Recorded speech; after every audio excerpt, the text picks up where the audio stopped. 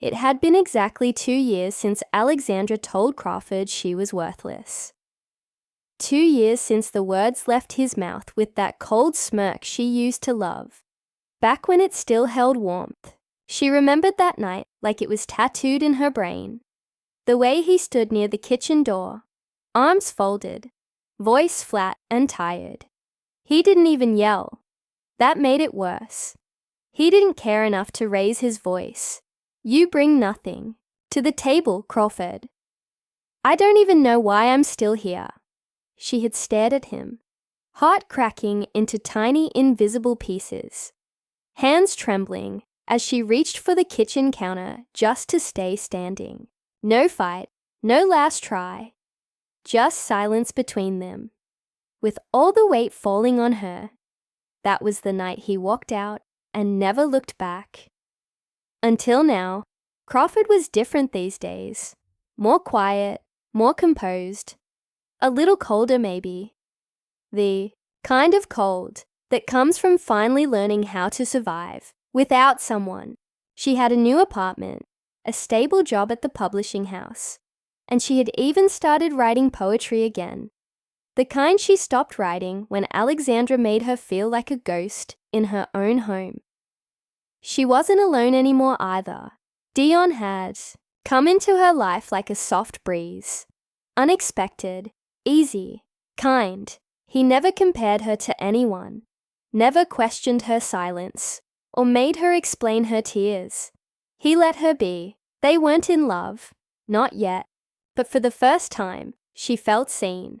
So when Alexandra appeared at her office door that Monday afternoon, standing there with a look that screamed regret, she almost laughed. Crawford! He said her name like he hadn't said it in years. Maybe he hadn't. What do you want? She asked, not even getting up from her desk. He took a slow step inside, eyes darting around like he couldn't believe she really had an office now, like it made her more real, more grounded than the girl he once dismissed. I needed to see you. Too late. That would have been enough if it ended there. But Alexandra didn't leave. He closed the door gently behind him and sat in the chair opposite hers. For a minute, he just looked at her like he was trying to memorize the shape of her jaw, the color of her eyes, the calm on her face that he never remembered her having. You look strong, he said quietly. She narrowed her eyes. I am. I was wrong, he added, his voice lower now, more hesitant. Back then, about you. You said I had no value, she replied, her voice sharp and steady. You didn't say it in anger. You meant it. I know, he whispered, and she hated the way guilt softened his voice. I was cruel. No, she corrected him. You were careless. That's worse. There was a moment of silence. Crawford could feel her pulse thudding in her throat. She wasn't sure if it was anger or something else, maybe the remnants of the old love, still rotting deep in her bones. Why? Now? She asked finally. What changed? Alexandra looked down. He ran a hand through his hair, clearly rehearsing the words he probably practiced 100 times in his head. Domenico left, he said. Just like that. Crawford blinked. So? She told me the same thing I told you, that I was worthless to her, that I didn't offer anything but trouble. He gave a small bitter laugh. Guess karma isn't subtle. Crawford felt a flicker of something. Not pity. Not satisfaction either. Just emptiness. A sign that maybe her heart really had moved on, or maybe it had just grown numb. Alexandra looked up at her again. Can we talk? Just outside of this place. She stared at him. And just before she could say no, Dion appeared at the door with 2 coffees in hand. Oh, sorry, Dion said, noticing Alexandra. His eyes flickered toward Crawford, silently asking if she was okay. She stood slowly, walked to Dion, and took the coffee from his hand. Then she turned to Alexandra. I don't think there's anything left to talk about. But Alexandra's eyes didn't leave her, not even for a second. Here's part 2 of after saying I had no value, he begged for a second chance. That night, Crawford sat on her balcony, sipping wine with Dion, the city lights glowing like stars below them. She hadn't spoken much since they left the office. Dion didn't push. He knew when to give her space. That was one of the things she respected most about him. Was that your ex? He asked gently, finally breaking the silence. She nodded. Alexandra. The one who said those things? Another nod. Dion leaned back, cradling his coffee. He looked like he'd seen a ghost. Crawford gave a short laugh. He probably did. The version of me he knew is dead. Dion didn't respond. He just looked at her like he always did, with quiet support, no judgment. And she appreciated that. But even as she smiled, the back of her mind spun. Seeing Alexandra again had stirred something inside her that she didn't want to admit. Not love, but something else. Maybe resentment that hadn't fully burned out. The next few days were normal on the outside. Meetings, emails, manuscripts, lunch with Domenico. But her thoughts kept drifting. Not because she missed him, but because she was trying to understand him. Why now? Why after all this time? And why did he think he had the right to reappear? Like a wound she'd already stitched up. Do you still feel something? Domenico asked over lunch that Friday. Crawford didn't answer right away. Domenico was sharp like that. Direct, not afraid to ask what others wouldn't. She was bold, a little reckless, but loyal. She'd been there for Crawford during her worst nights, even when Crawford wouldn't say a word. No, Crawford finally said, I don't feel love, just confusion. He came back because he lost control, Domenico said, slicing into her salad. Men like that don't miss you. They miss the power they had over you. Crawford looked at her. You think that's what it is? I know it is, Domenico replied. And if you give him space, even for a second, he'll crawl back in. But Domenico didn't know everything. She didn't know how Crawford used to cry in the shower, turning the water scalding just to hide her sobs. She didn't know how it felt to love someone who looked at you like you were a burden. Alexandra had loved her once. Or maybe he just loved the version of her that didn't ask for too much. On Sunday, Alexandra texted, not a long message, just, I meant what I said. I want to fix things. Can we talk? One last time. She stared at the message for a long while. Dion was still asleep beside her, peaceful and warm. She could ignore the message. She should. But her fingers betrayed her. 1 hour, Central Park, near the fountain. The sun was setting when she got there. Alexandra was already waiting, wearing the same coat she remembered from years ago. The one she used to hang up for him when he came home. You came, he said, like he didn't quite believe it. Don't mistake this for hope, she replied, her tone even. Say what you need to say. He shifted, looked down, and then back at her. You were never the problem. I was. I was scared of how much I needed you, how much I depended on you. Crawford's jaw tightened. So you hurt me instead? Tore me down? I didn't know how to love you right, he admitted. I thought if I made you feel small, I'd feel bigger, stronger, but I only destroyed what made me feel whole. And now you want me back, she said, her voice low. Because you're empty? I want you back, he said, stepping closer. Because I finally see your value. Her eyes flashed. No, you see it now because someone else already does. Alexandra flinched. She could tell the words hit. I don't owe you anything. Alexandra, you had your chance. And you threw it away with a single sentence. I was a fool. You were worse than that, she said, taking a step back. You were cruel. and I won't let myself bleed for you twice." As she turned to leave, she didn't look back, not even when he whispered her name again, because something inside her had finally broken free, and it felt good. Here's part 3 of After Saying I Had No Value. He begged for a second chance. Crawford didn't cry when she got home. She didn't scream.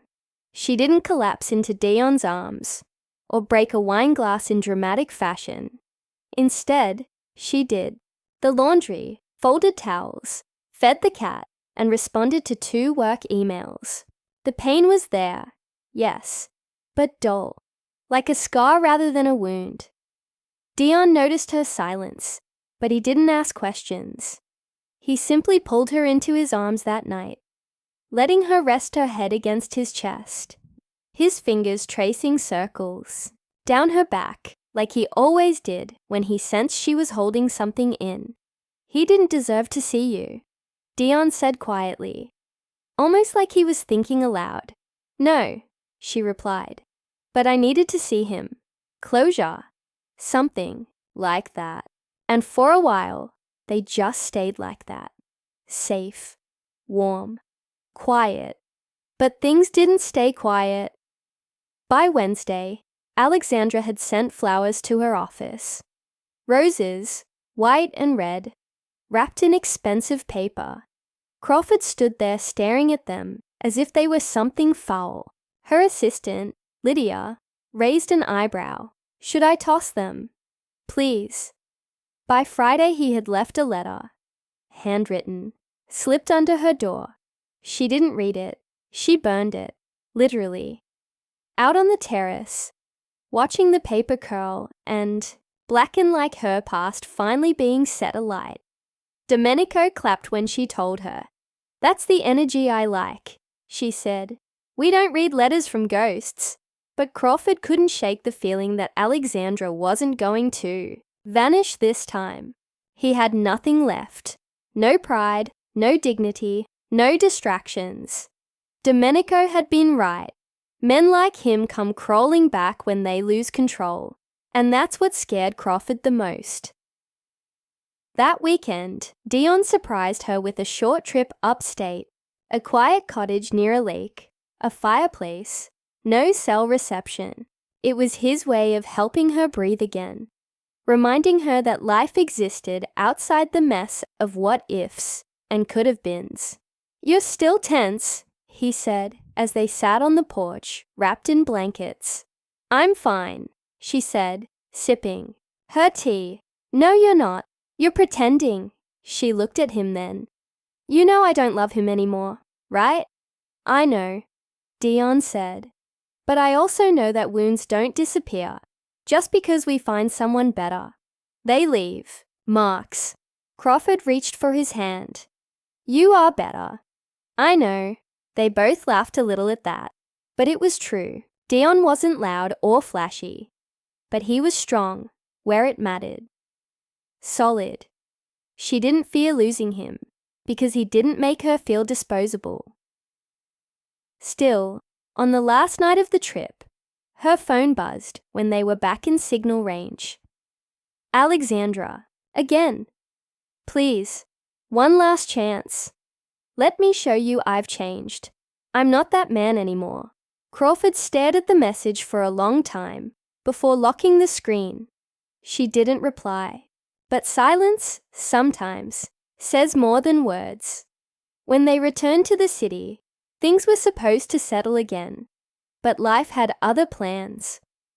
On a rainy Tuesday, as Crawford stepped out of the publishing house, Alexandra was waiting by the entrance, soaked, no umbrella, just standing there in the rain like something out of a bad novel. "I won't leave until you talk to me," he said. She didn't answer, just walked past him toward the car. "Please," he said, following. "Just a few minutes."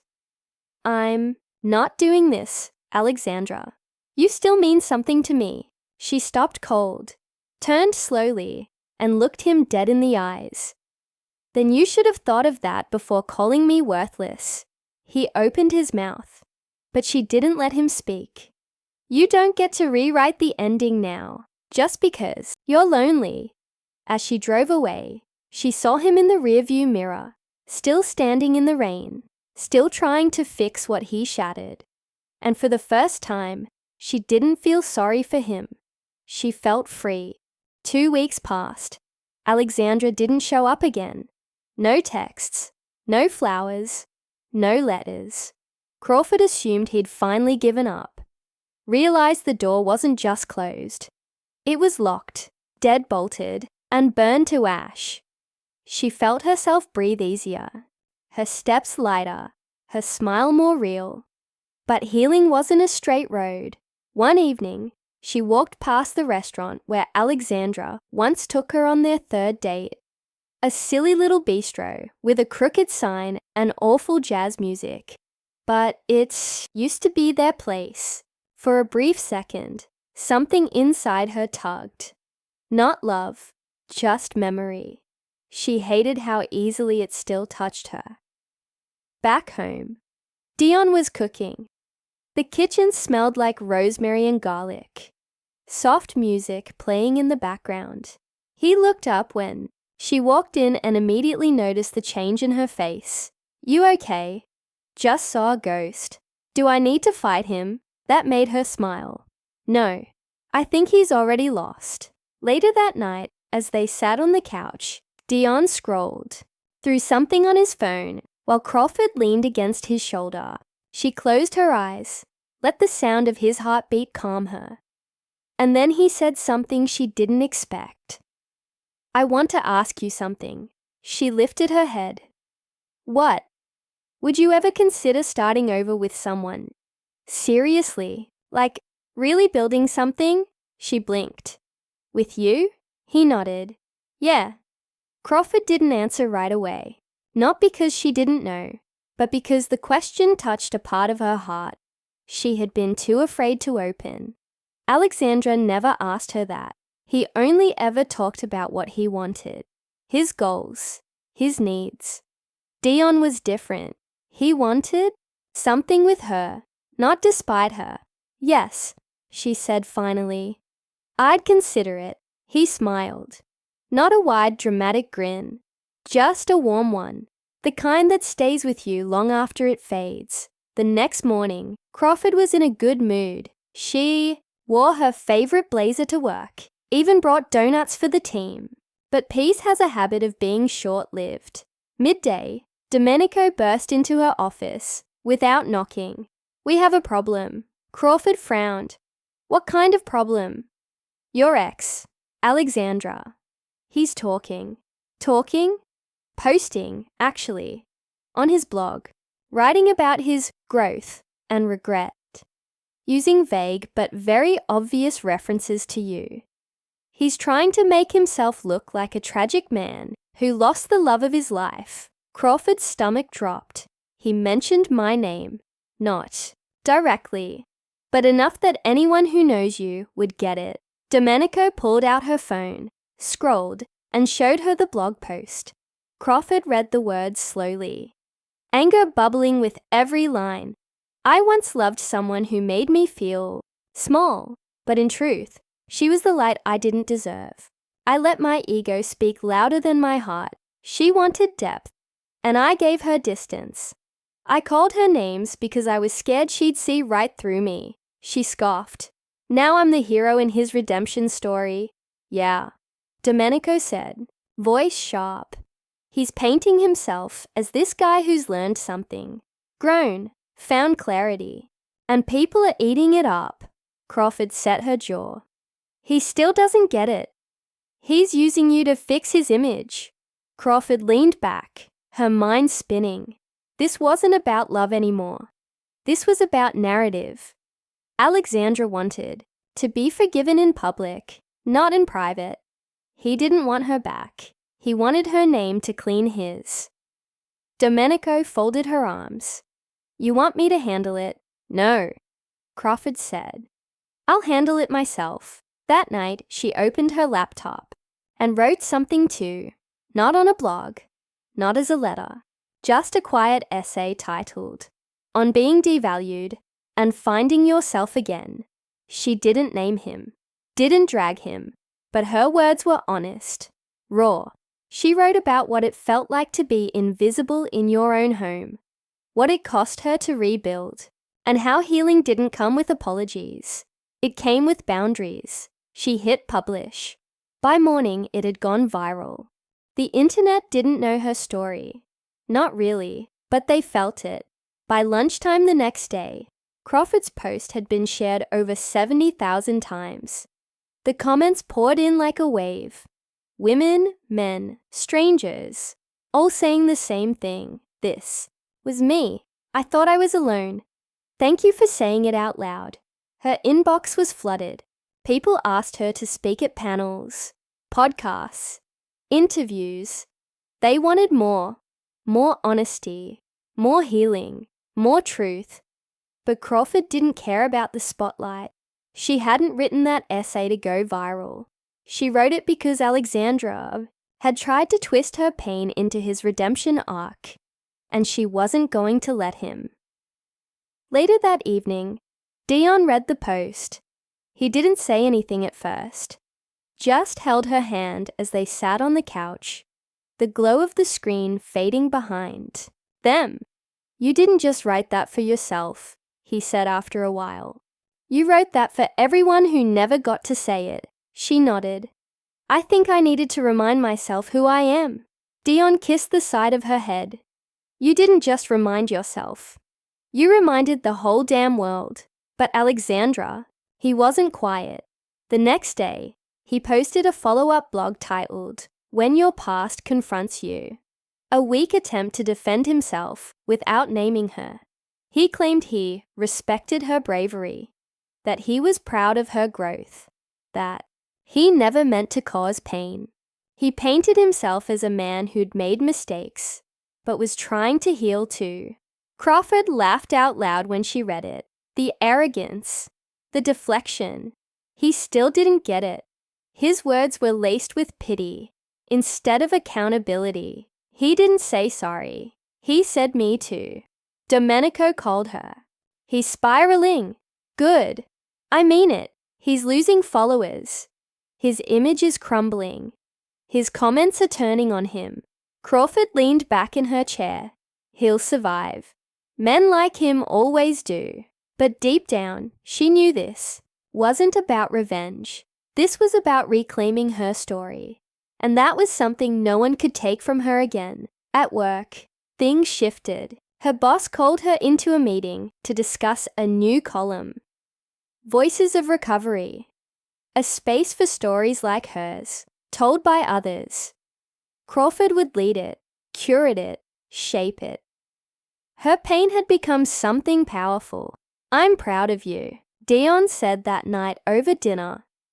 Not because you hurt him back, but because you chose yourself. She smiled. But just when things felt steady again, something unexpected happened. Alexandra showed up at her apartment. Not at her office, not at a public event, at her home. She opened the door to find him standing there.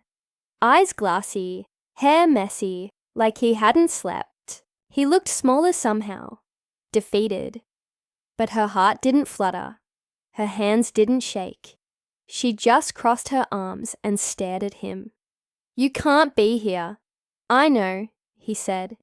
But I needed to see you. One last time. She didn't move. Say what you came to say. He looked around like he didn't belong. Because he didn't. I lost everything. You already had, she replied. No, I mean it. The brand deals. The followers. My name. People think I'm a villain. Crawford didn't blink. Then maybe stop acting like one. He stepped closer, desperate. I didn't mean to hurt you. But you did, she said sharply. And the worst part, you didn't care until other people saw it. I miss you. No, you miss the version of me that didn't know better. He fell quiet. Crawford took a step back. You came here to be forgiven, but I already did that. You did? Yes, quietly. For me, not for you. I forgave you the day I Stopped needing your approval to breathe. And then she closed the door. No slam, no drama, just closure. Real closure. The next morning, sunlight poured through the curtains like nothing had happened. Crawford stood in the kitchen, stirring honey into her tea, watching the steam rise. The apartment was quiet, except for the low hum of the kettle and the occasional rustle from Dion in the other room.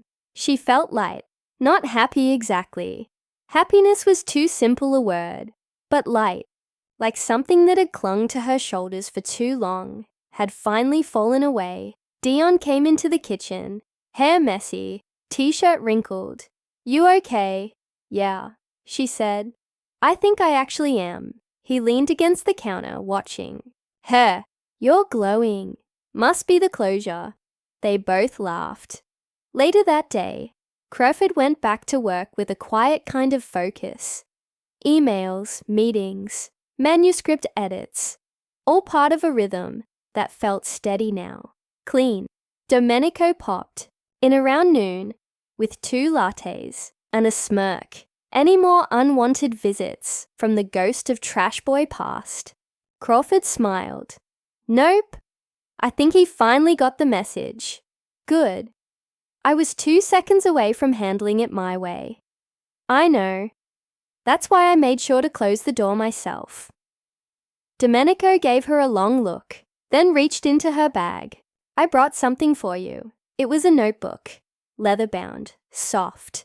Inside, a note written in bold black ink. Your voice changed the story. Keep writing. Crawford blinked back a sudden rush of emotion. Thank you. No. Domenico said, thank you. You showed a lot of us how to stop apologizing for surviving. Crawford hugged her. That evening, she and Dion walked along the river. The wind was sharp, but the sky was painted in orange and pink, soft like an apology that came from nature itself. He reached for her hand without saying anything, and she squeezed it in return. I'm thinking of writing a book, she said suddenly. He turned, eyes wide. Seriously? Yeah, not a memoir. More like a collection. Essays, stories, bits of life. The things people hide behind closed doors. He looked proud.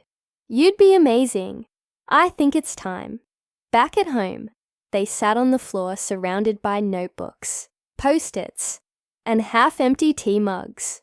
Crawford scribbled down ideas, her handwriting wild and fast. Dion played music, in the background, just soft enough to keep her brain moving. And for once, there was no voice in her head saying she wasn't good enough. No echo of Alexandra's dismissive tone.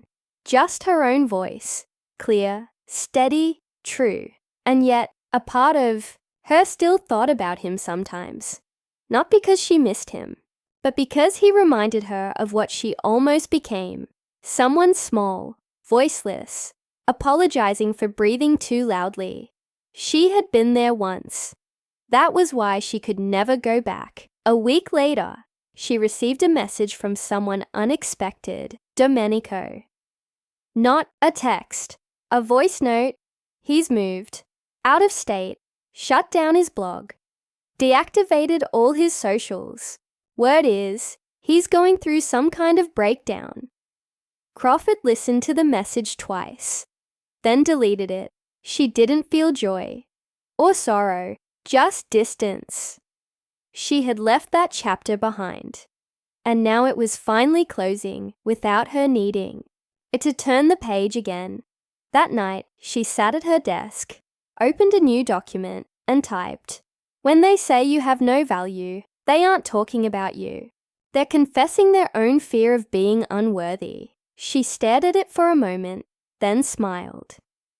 It wasn't just about Alexandra anymore. It never really was. It was about reclaiming her story before someone else rewrote it again. Crawford's book started slow. A few pages at night, scribbled lines between meetings, thoughts jotted down on napkins, and sticky notes. But once it took shape, it poured out of her like rain after a drought.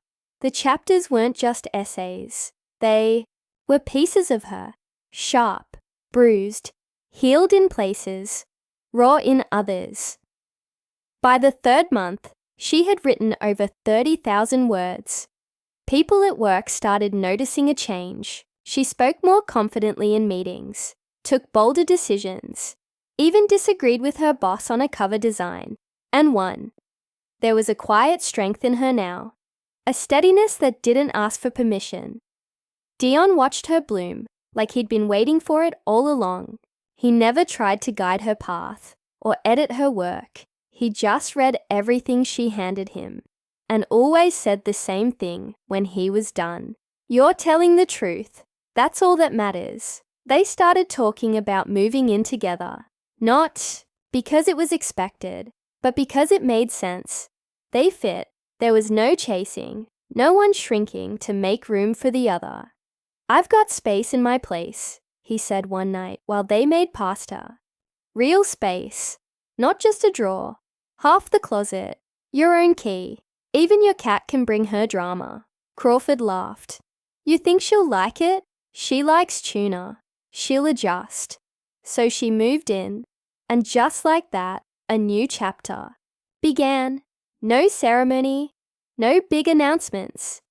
Just her clothes in his closet, her books on his shelves, her toothbrush next to his. Quiet love, grown love, but sometimes the past still echoed. One evening, while scrolling through news articles for research, she came across a short piece about Alexandra. It wasn't dramatic, just a mention in an article about former influencers turning away from social media. His name was buried in a paragraph. She hesitated. Then she clicked. Apparently, he had taken up work in a small nonprofit in Oregon. Off-grid, no blog, no audience. Just quiet community work. The writer called it a humble return after a fall from grace. Crawford stared at the screen for a long moment. She didn't know whether to feel peace or bitterness, but she felt something. Maybe it was relief. Maybe it was the last thread finally snapping. She closed the tab and returned to her writing. A few days later, she submitted her manuscript to her publisher under the title Unapologetically Rewritten. It wasn't a revenge book. It wasn't a tell-all. It was hers. Weeks passed. The publisher called. "We love it. We want it. And we think the world needs to hear it."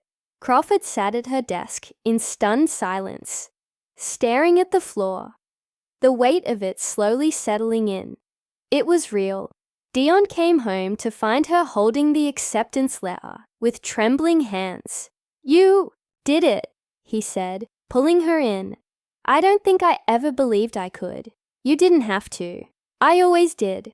They stood there in the kitchen, arms wrapped around each other, the world quiet outside. That night, Crawford lay in bed, with her eyes open, staring at the ceiling, not because she was worried, but because for the first time, she wasn't there. Was no voice telling her she was too much or not enough, no one making her feel invisible. She had been broken, yes, but not beyond repair. And when she got up the next morning, she didn't carry the past with her. She wore her new beginning, like armor.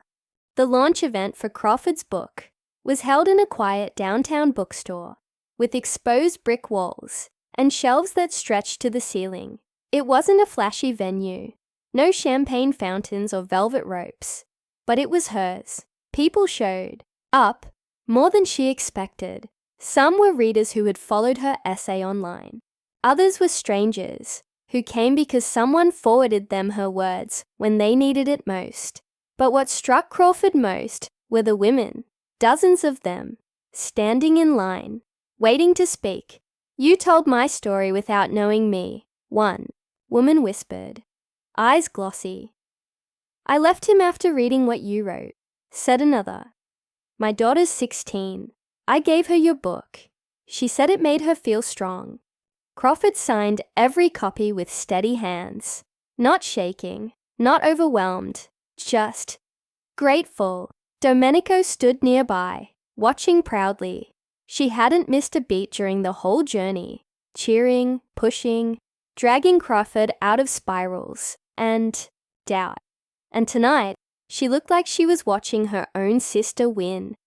Not bad for a woman someone once said had no value, Domenico said, nudging her shoulder. Crawford smirked. Yeah, guess I'm doing all right. Dion showed up late, straight from work, with a bouquet of daisies, her favorite. He kissed her temple without saying a word and stood beside her like he always had. Steady, present, never in the way. Later that night, back at home, they sat together on the balcony. The city stretched below them. Lights blinking, cars whispering. In the distance, you know, Dion said softly. I think the best part isn't that you proved him wrong. Crawford tilted her head. No, he shook his head. It's that you stopped needing to. She leaned against him, letting the truth of that settle in her chest. He was right, because somewhere along the way, her story had stopped being about Alexandra. It stopped being about what he said, what he took, what he broke.